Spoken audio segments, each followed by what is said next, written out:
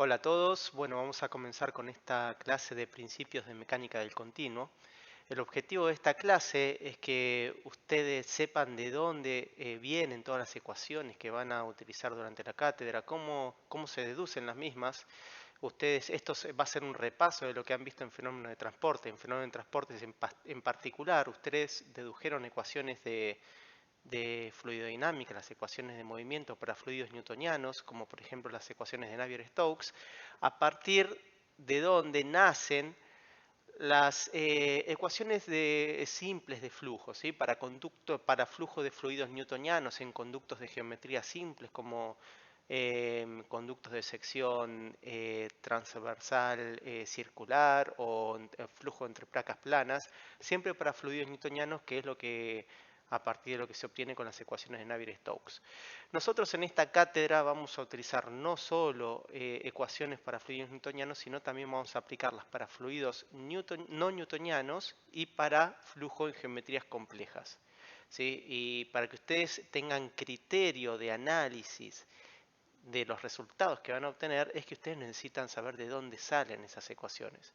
Y esa es la intención de esta clase. No es la intención que ustedes vayan a deducir todas las ecuaciones que van a utilizar, sino que van a tener luego un listado de ecuaciones o van a adoptar criterios para saber dónde buscar las ecuaciones que necesitan, pero no es la idea que tengan que deducirlas.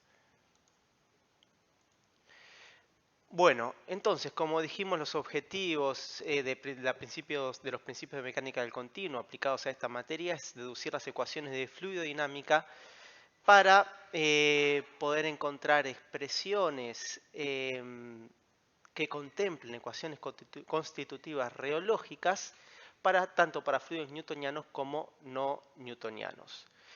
Bueno, y esto se realiza a partir del análisis tensorial de los desplazamientos, deformaciones y tensiones que resultan de aplicar un determinado esfuerzo a un fluido para hacerlo justamente fluir a través de un conducto con una geometría determinada. Y vamos a ver cómo podemos deducir las ecuaciones que vamos a utilizar nosotros a partir de la relación entre el tensor de tensiones y el tensor de velocidad de deformación. La mecánica clásica era un poco más simple porque no se necesitaba desarrollar este concepto de mecánica del continuo, porque teníamos un centro de masa que representaba a todo el volumen de material. ¿Qué representa todo el volumen de material? ¿Sí?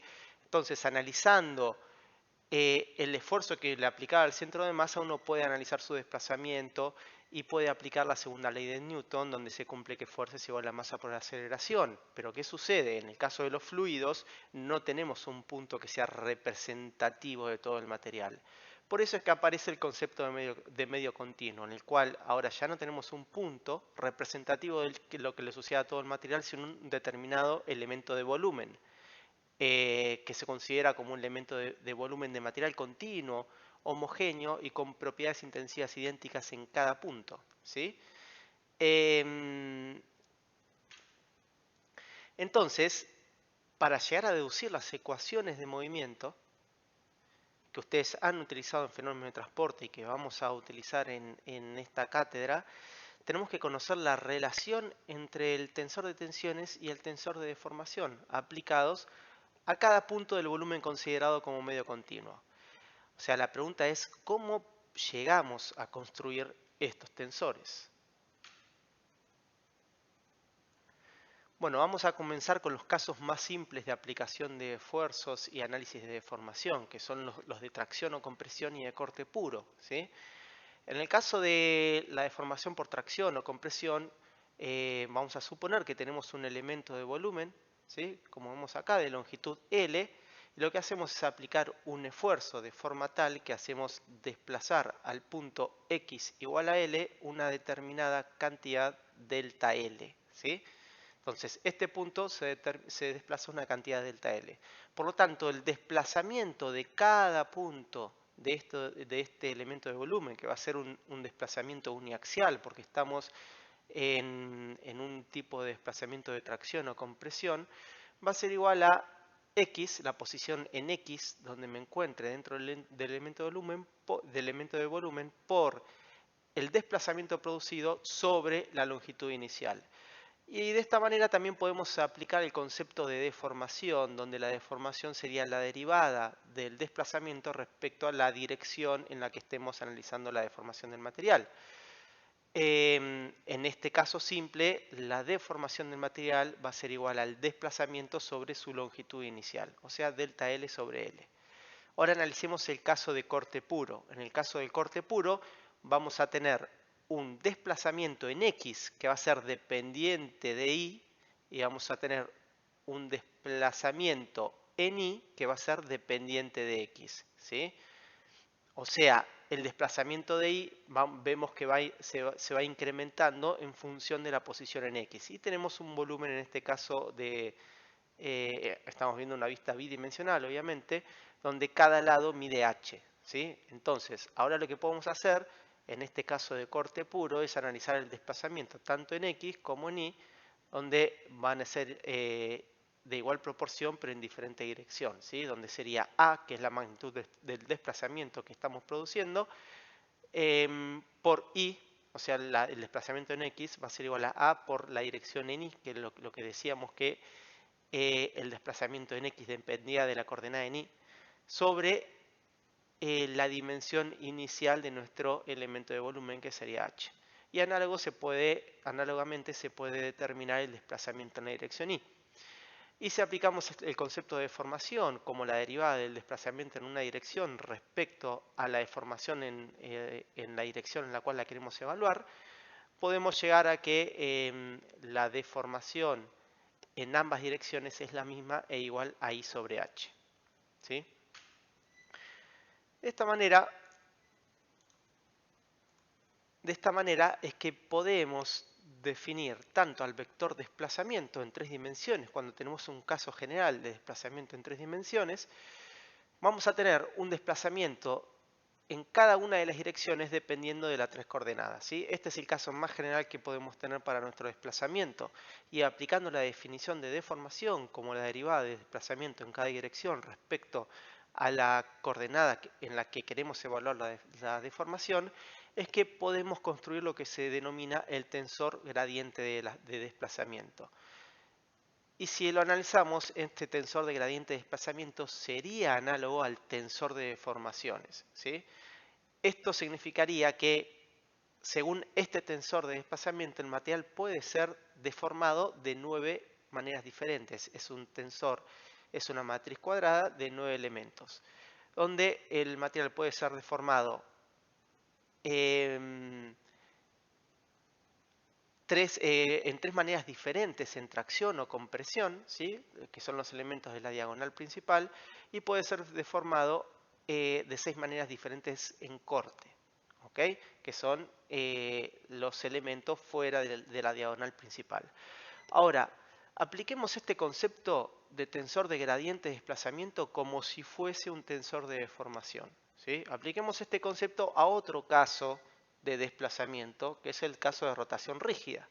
Claramente, si nosotros tenemos un elemento de volumen de sección cuadrada como el que vemos acá y lo hacemos rotar un determinado ángulo θ, claramente estamos viendo que estamos produciendo un desplazamiento del elemento del volumen, pero el elemento de volumen no está siendo deformado, ¿sí? No hay una deformación.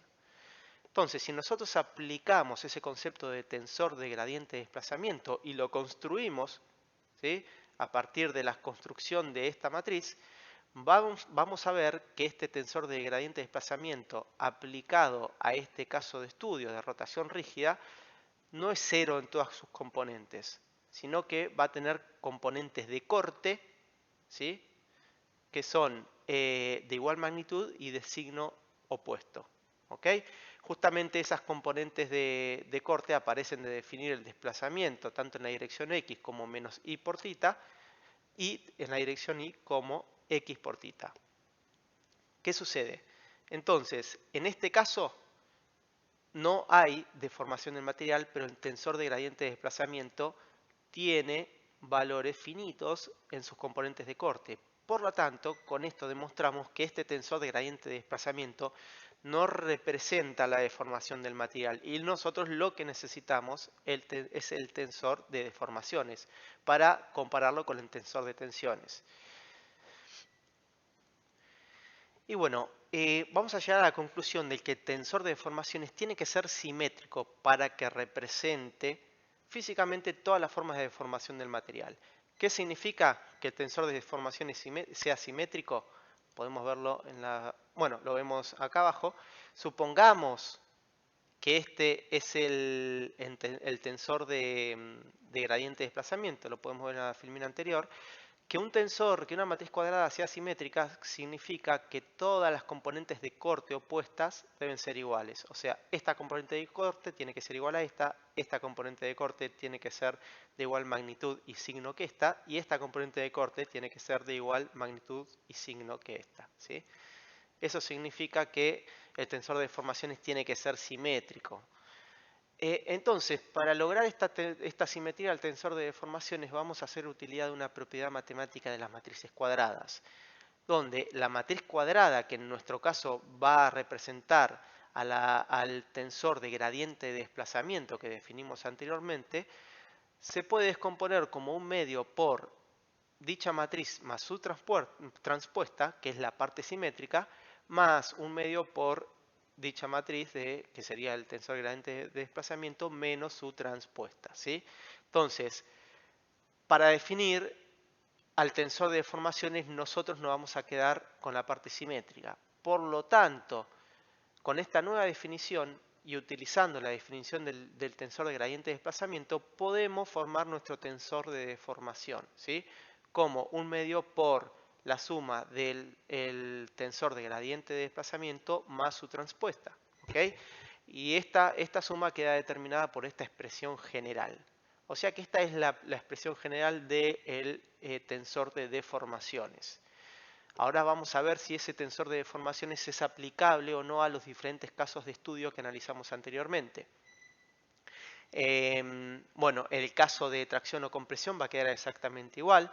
Cuando aplicamos la definición de tensor de deformaciones a este tipo de deformación, obtenemos lo mismo que obteníamos con el vector de gradiente de desplazamiento, ¿sí? Donde tenemos una sola componente de tracción de la diagonal principal, ¿sí?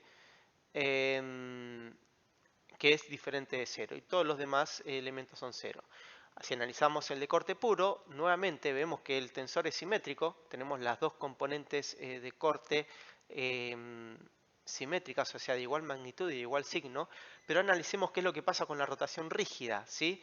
Si nosotros utilizamos las expresiones para los desplazamientos, que son los que ya hemos calculado, y aplicamos la definición del tensor de deformaciones, ¿sí? Si aplicamos esta definición de tensor de deformaciones a estos casos de desplazamiento, vamos a ver que ahora sí todas las componentes del tensor de deformaciones son cero, o sea que es aplicable esta definición a todos los casos de estudio que hemos analizado. Bueno, acá es importante presentar otro tipo de deformación, que es el de corte simple, para analizar la simetría del tensor de deformaciones. ¿Por qué analizamos este tipo de deformación? Porque es más sencillo de obtenerlo experimentalmente, ¿sí? El tipo de deformación por corte simple es más simple de obtenerlo experimentalmente que el de corte puro, y vamos a analizar después qué es el tipo de flujo que se utiliza en las técnicas de ergometría para hacer cálculos de viscosidad de polímeros, mediciones del comportamiento rheológico de polímeros. Por eso que es importante analizarlo. Y en este tipo de corte puro, lo que vamos a tener diferente de cero es únicamente el desplazamiento en X, ¿sí? El desplazamiento en X y obviamente como en el caso anterior, este desplazamiento en X va a ser dependiente de la coordenada en Y. Si el desplazamiento tiene una magnitud 2A y nosotros teníamos una longitud inicial de lado igual a h, entonces la magnitud de desplazamiento va a ser igual a 2a sobre h por la coordenada en Y, ¿sí? Donde vemos justamente que cuando Y es igual a h, tenemos el desplazamiento máximo que es igual a 2a. Y los desplazamientos en Y y en Z son iguales a 0. Ahora tenemos un desplazamiento por corte simple, o sea, por corte en una sola dirección, y aún así vemos que si aplicamos la definición de tensor de deformación, este tensor sigue siendo simétrico. Tenemos las dos componentes de cortes diferentes de cero y de igual magnitud y de igual signo, ¿sí? Entonces, en este caso tenemos un desplazamiento que no es simétrico, pero tenemos una deformación que sí es simétrica. Como conclusión general, podemos definir que el tensor de deformación es siempre simétrico y contiene solo 6 componentes independientes, 3 en tracción o compresión, que son las de la diagonal principal, y 3 en corte, porque ya dijimos que las componentes opuestas de corte son siempre de igual signo y magnitud, ¿sí? Bueno, ahora vamos a definir el tensor de velocidad de deformación, ¿sí? La diferencia es que en vez de partir de un vector de desplazamiento, partimos de un vector de velocidad, ¿sí? O sea, se analiza la velocidad en alguna dirección o en las tres direcciones respecto a las en las tres coordenadas cartesianas. Y se puede aplicar exactamente la misma definición que en el tensor de deformación para el tensor de velocidad de deformación. Vamos a tomar la parte simétrica del tensor de gradiente de velocidad, ¿sí? Entonces, tomando la parte simétrica, en este caso del tensor de gradiente de velocidad, es que vamos a obtener el tensor de velocidad de deformación. Y el tensor de velocidad de deformación nuevamente va a ser siempre simétrico y va a tener 3 componentes en tracción y compresión, que son las de la diagonal principal, y va a tener solo 6 componentes independientes de corte, ¿sí? Porque las opuestas van a ser siempre de igual magnitud y de igual signo. Entonces, de esta forma es que podemos armar el tensor de velocidad de deformación en su versión más general, ¿sí? Y aplicamos este concepto en nuestra materia como el tensor de velocidad de deformación porque los líquidos, cuando fluyen dentro de conductos de cualquier geometría, son sometidos a deformaciones tan elevadas que el tensor de deformación no tiene sentido físico, ¿sí? No es como un sólido que yo lo puedo deformar y puedo medir su deformación macroscópicamente. En el caso de los fluidos, es imposible medir la deformación que se está produciendo en un elemento de volumen de un fluido que está dentro de un conducto. O sea, físicamente no es posible medirlo. Entonces, en vez de medir la deformación, o el desplazamiento, en vez de medir el desplazamiento en fluidos cuando están circulando dentro de un conducto, lo que medimos es su velocidad, ¿sí? La velocidad, sí hay técnicas para medir la velocidad de los fluidos dentro de conductos. Y por eso es que trabajamos con el tensor de velocidad de deformación, ¿sí? Y no con el tensor de deformación.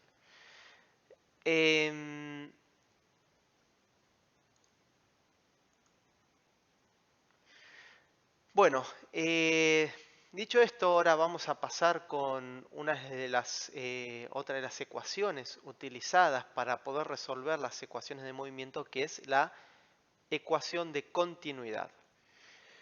Bueno, la ecuación de continuidad es una de las ecuaciones necesarias para la resolución de los problemas de fluidodinámica. Bien, esta ecuación se obtiene primero a partir de un balance de masa, ¿sí? Donde la variación de la masa m del elemento de volumen con respecto al tiempo se puede definir de la siguiente manera, con esta ecuación que vemos acá.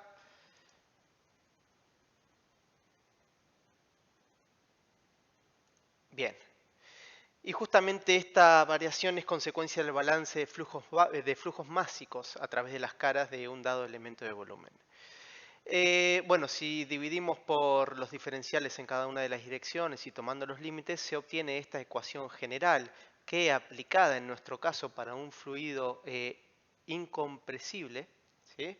Utilizando obviamente la definición matemática de divergencia y aplicada esta ecuación para un fluido incompresible, tenemos esta expresión que es lo que ustedes conocen para la ecuación de continuidad, que es una de las ecuaciones necesarias para la resolución de las ecuaciones de fluidodinámica que ustedes están acostumbrados a ver.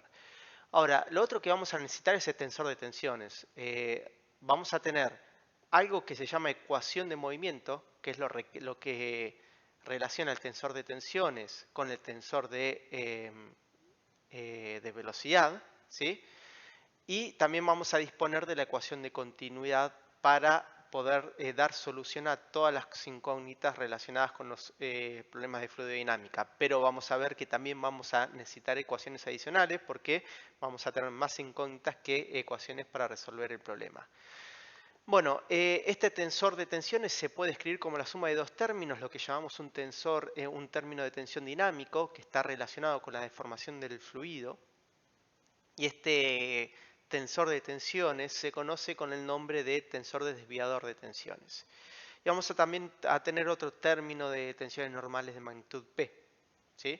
Entonces, de esta manera es que podemos construir nuestro tensor de tensiones con esta expresión, ¿sí? Donde las tensiones en cada una de las direcciones, si ustedes se fijan, obviamente las direcciones en las cuales se evalúan las tensiones son las mismas que las direcciones tanto de la deformación como de la velocidad de deformación, del tensor de velocidad de deformación, que es el que nos va a interesar ahora. Bien, es igual entonces a la suma que decíamos de este término de tensiones normales de magnitud P y la matriz, el tensor correspondiente al tensor desviador de tensiones. Bien, y la ecuación de movimientos es justamente el resultado del balance de fuerzas sobre un elemento de volumen. Y actuando sobre nuestro elemento de volumen vamos a tener las fuerzas másicas, las fuerzas inerciales y las fuerzas superficiales. De forma tal de que aplicando este balance de fuerzas sobre un elemento de volumen vamos a tener este sistema de ecuaciones. Y a partir de aplicar los conceptos matemáticos de divergencia es que tenemos la ecuación general para la ecuación de movimiento. Y esta ecuación de movimiento se va a poder expresar también a partir de las expresiones del tensor de velocidad que definimos anteriormente, ¿sí? Entonces, vamos a ver que vamos a poder construir nuestras ecuaciones de movimiento en cada componente relacionando a el tensor de tensiones con el tensor de velocidad para el flujo del fluido en una determinada geometría. Ahora bien, vamos a analizar qué es lo que necesitamos, cuántas ecuaciones necesitamos para resolver un caso general de fluidodinámica, ¿sí? Entonces, según lo que acabamos de ver, un problema de mecánica general va a contener 10 incógnitas, que son funciones de x, de y, de z y del tiempo, ¿sí?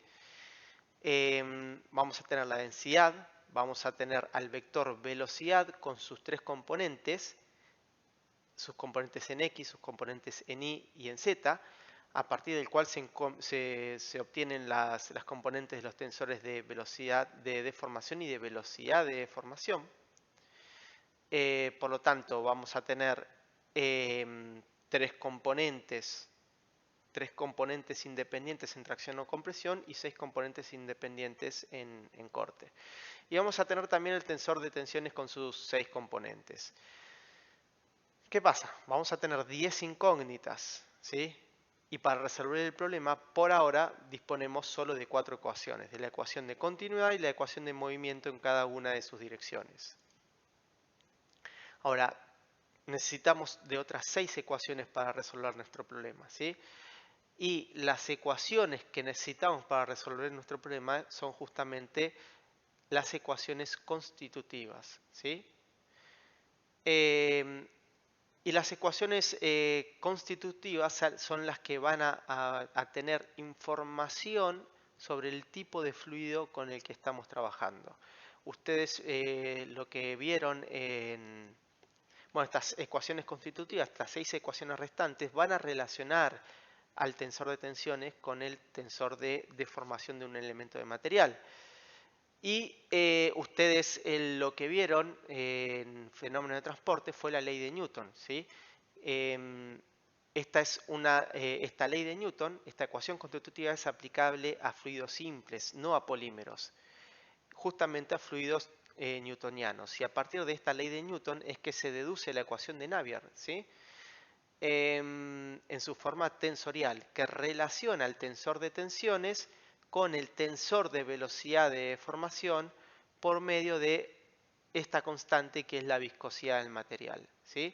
Pero esta ecuación de Navier es aplicable para fluidos newtonianos, o sea que fluidos en los cuales su viscosidad no cambia con la velocidad de deformación. Así es que ustedes dedujeron en fenómeno de transporte la ecuación de Navier-Stokes, ¿sí? Entonces, con la ecuación de Navier-Stokes, en la ecuación de Navier-Stokes ustedes disponían de la ecuación general de movimiento, de la ecuación de continuidad para fluidos incompresibles y de la ecuación constitutiva para fluidos newtonianos.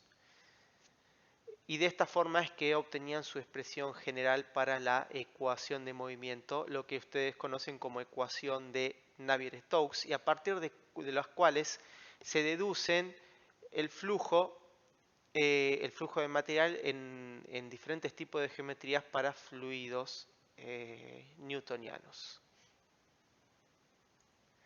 Bueno, ahora lo que vamos a analizar es si podemos simplificar un poco más esta ecuación para facilitar su resolución numérica. Y vamos a ver si algunos de estos términos son despreciables cuando son aplicados a casos de procesamiento de polímeros. Lo primero que vamos a analizar es las fuerzas gravitacionales, ¿sí? F, como la gravedad.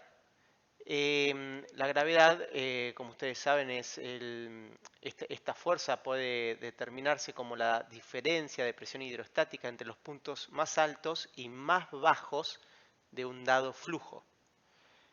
Como les dije, entre los puntos más altos y más bajos para una dada geometría de flujo. ¿Okay? Eso por un lado. Vamos a comparar esto con los esfuerzos de corte en flujo de corte simple entre placas planas, ¿sí?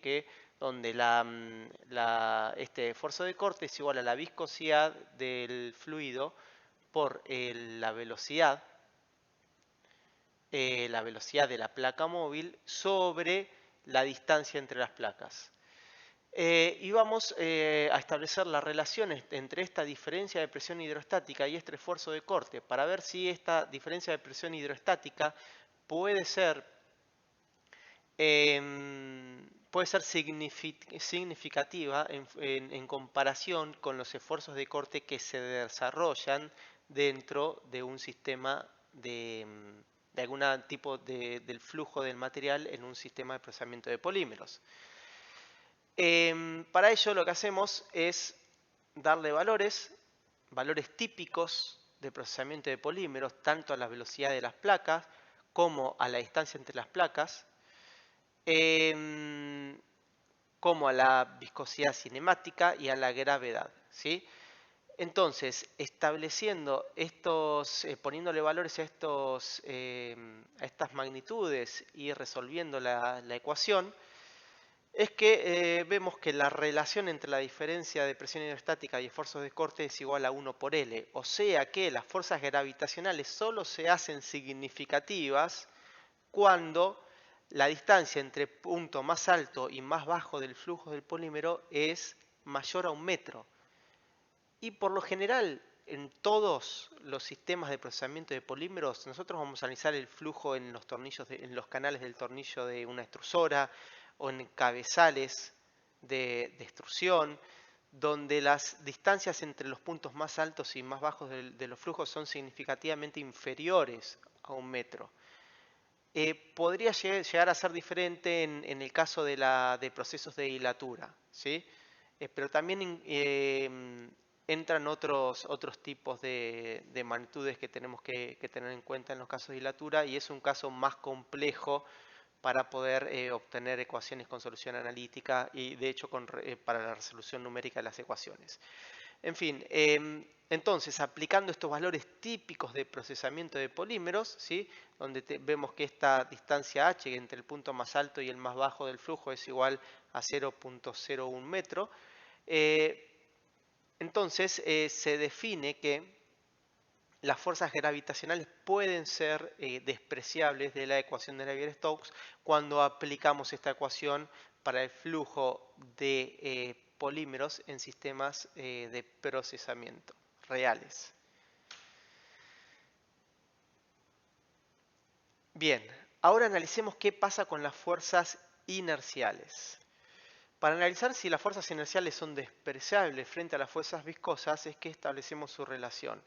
Establecemos una comparación entre el número, o sea, para ello calculamos el número de Reynolds, ¿sí? Para el flujo de corte simple entre placas planas para valores típicos de procesamiento de polímeros, donde justamente el número de Reynolds está definido como la relación entre las fuerzas inerciales y las fuerzas viscosas. Y aplicando valores típicos de sistemas de procesamiento de polímeros para el número de Reynolds, podemos determinar que las fuerzas viscosas son significativas frente a las fuerzas inerciales, ¿sí? Entonces, como resultado es que para el número de Reynolds aplicados a problemas de procesamiento de polímeros es menor a 1. Por lo tanto, también podemos despreciar las fuerzas inerciales frente a las viscosas. Y de esta manera es que podemos dar una solución más simplificada de la ecuación de Navier-Stokes que los que ustedes han analizado en fenómenos de transporte. Entonces, en esta ecuación, para esta ecuación de Navier-Stokes, nosotros vamos a tener 4 incógnitas, ¿sí? Vamos a tener 4 incógnitas y vamos a tener 4 ecuaciones, ¿sí? Donde nuestras incógnitas acá son la presión y las velocidades en cada dirección. Y las 4 ecuaciones van a quedar determinadas por la ecuación de continuidad y por las ecuaciones de Navier-Stokes aplicadas a cada eje cartesiano. Bueno, en este curso no solo vamos a ver ecuaciones de movimiento para fluidos newtonianos, sino que también vamos a ver ecuaciones de movimiento para fluidos no newtonianos. En particular, lo que nos interesa a nosotros es para polímeros, ¿sí? O sea, para fluidos pseudoplásticos. Entonces, nosotros lo que van a hacer en los primeros ejercicios del seminario 1 es no utilizar la relación de Navier para la deducción de las ecuaciones de movimiento, sino partir de la versión general de la ecuación de movimiento y utilizar otro tipo de ecuación constitutiva, que es lo que denominamos la ecuación tipo ley de la potencia, donde el tensor de tensiones con el tensor de velocidad de deformación queda relacionado de esta manera, ¿sí? Donde K es el factor preexponencial, donde tenemos la viscosidad dependiente de la velocidad de corte ahora, ¿sí? Que es lo que vemos acá. Acá tenemos viscosidad para un dado polímero, en este caso es un PVC a diferentes temperaturas en función de la velocidad de corte. En las clases siguientes vamos a ver cada una de estas zonas con detalle, pero bueno, el comportamiento de los polímeros que son pseudoplásticos suele tener esta tendencia, donde a bajas velocidades de corte se comportan como newtonianos. Luego tenemos una zona de transición donde comienza a disminuir la viscosidad al aumentar la velocidad de corte. Y luego tenemos una zona a altas velocidades de corte, que es lo que llamamos la zona lineal de dependencia de viscosidad con la velocidad de corte, ¿sí? Entonces, esta zona lineal de viscosidad en función de la velocidad de corte es la que puede aproximarse de manera precisa con la ecuación constitutiva tipo ley de la potencia, ¿sí? Donde vemos que si acá aplicamos logaritmo en ambos miembros, vamos a ver que tenemos una relación lineal entre el logaritmo de la viscosidad en función del logaritmo de la velocidad de corte. Entonces, utilizando esta ecuación es que se puede utilizar la ecuación constitutiva tipo ley de la potencia para deducir ecuaciones de fluidodinámica partiendo de la ecuación general de movimiento, utilizando este tipo de ecuación constitutiva que es más representativa de lo que sucede con el flujo de polímeros en diferentes tipos de geometrías. Igualmente, durante la cátedra nosotros vamos a aplicar ecuaciones, desarrolladas o deducidas a partir de la aplicación de esta ecuación constitutiva tipo ley de la potencia, y también utilizaremos ecuaciones em, para fluidos newtonianos. Pero ¿qué sucede? Cuando aplicamos la ecuación para un fluido newtoniano, lo que tenemos que hacer es calcular de manera lo más precisa posible cuál es la velocidad de corte para el flujo del fluido dentro de la geometría que estemos analizando, ¿sí? Los casos más simples que vamos a analizar son los del flujo de corte simple entre placas paralelas y el flujo por presión en un conducto circular. Ustedes van a deducir las ecuaciones de movimiento utilizando la ley de la potencia como ecuación constitutiva para estos casos en particular en el seminario. Entonces, para deducir las ecuaciones que relacionan el caudal con la caída de presión en este tipo de geometrías, ustedes van a poder resolver estos problemas también con las ecuaciones para fluidos newtonianos. La diferencia es que ustedes, cuando apliquen las ecuaciones para fluidos newtonianos, van a tener que disponer de esta información, ¿sí? De la dependencia de la viscosidad del polímero en función de la velocidad de corte.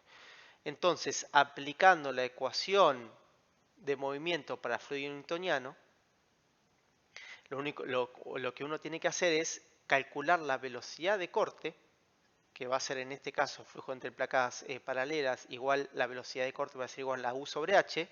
Entonces uno viene a su gráfico experimental de velocidad en función de la velocidad de corte, entra con ese valor de velocidad de corte calculado, se fija qué viscosidad corresponde a ese valor de velocidad de corte y ahí es que introduce ese valor de viscosidad en la ecuación de movimiento para fluido newtoniano, ¿sí? O sea que nosotros vamos a trabajar con dos posibilidades, utilizando las ecuaciones de movimiento para fluidos newtonianos, calculando la velocidad de corte dentro de la geometría en cuestión y teniendo disponible el gráfico de viscosidad experimental en función de la velocidad de corte, o vamos a poder trabajar también en los casos que tengan solución analítica con las ecuaciones de movimiento utilizando la ley de la potencia como ecuación constitutiva. En ese caso, cuando usamos ese tipo de ecuación constitutiva de ley de la potencia, no es necesario que calculemos la velocidad de corte ni que calculemos un valor de viscosidad. Siempre y cuando se desarrolle la velocidad de corte dentro de nuestra geometría en la zona en la cual estemos calculando los parámetros K y N teóricos de la ecuación tipo ley de la potencia. Esto lo vamos a ver en detalle más adelante. Lo importante de esta clase es que ustedes sepan de dónde van a venir las ecuaciones con las cuales vamos a trabajar y tienen más detalles de estos análisis en el apunte de cátedra que les he preparado sobre mecánica del continuo. Bueno, eso es todo por esta clase. Muchas gracias. Saludos.